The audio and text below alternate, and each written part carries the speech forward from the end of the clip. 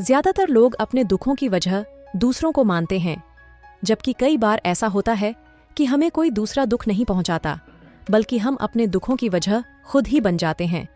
इस बात से हमें खुद को बचाना चाहिए, क्योंकि ऐसा करने से हम खुद को ही परेशान करते हैं और डिप्रेशन में चले जाते हैं।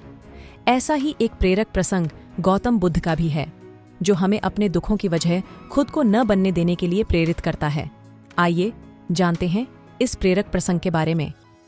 एक बार गौतम बुद्ध नगर में घूम रहे थे। तभी बुद्ध ने सुना कि उस नगर में रहने वाले कुछ लोग बुद्ध को बुरा भला कह रहे हैं और बद्दुआएं दे रहे हैं। ऐसा इसलिए हुआ क्योंकि उस नगर में रहने वाले कुछ बुद्ध विरोधियों ने आम नागरिकों के मन में ये बात बिठा दी थी कि गौतम बुद्ध एक ढोंगी व्यक्ति हैं और ये उनके धर्म को भ्रष्ट कर रहे हैं। इस वजह से उस नगर में रहने वाले लोग बुद्ध को पसंद नहीं करते थे और उनको अपना दुश्मन मानते थे।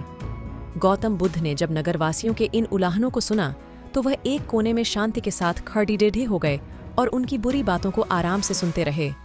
इस दौरान बुद्ध ने कोई प्रतिक्रिया नहीं दी। कुछ देर बाद जब नगरवासी बुद्ध को बुरा भला कहते हुए थक गए और चुप हो गए, तो गौतम बुद्ध ने उन नगरवासियों से कहा, क्षमा चाहता हूँ, लेकिन अगर आप लोगों की बातें खत्म हो गई हैं तो मैं यहाँ से जाऊं? ये सुनकर उनको बुरा कहने वाले लोग बहुत आश्चर्यचकित हुए। तभी वहां मौजूद लोगों में से एक व्यक्ति ने बोला, हम लोग तुम्हारा गुणगान नहीं कर रहे हैं, तुमको उलाहने दे रहे हैं और तुम्हें बुरा बोल रहे हैं। क्या तुम पर इन बातों का कोई असर नहीं हो रहा?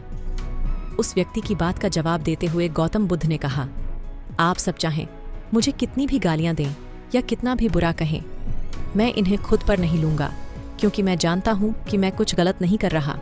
इसलिए इन बातों को जब तक मैं स्वीकार नहीं करता, तब तक इनका मुंह पर कोई असर नहीं पड़ रहा है।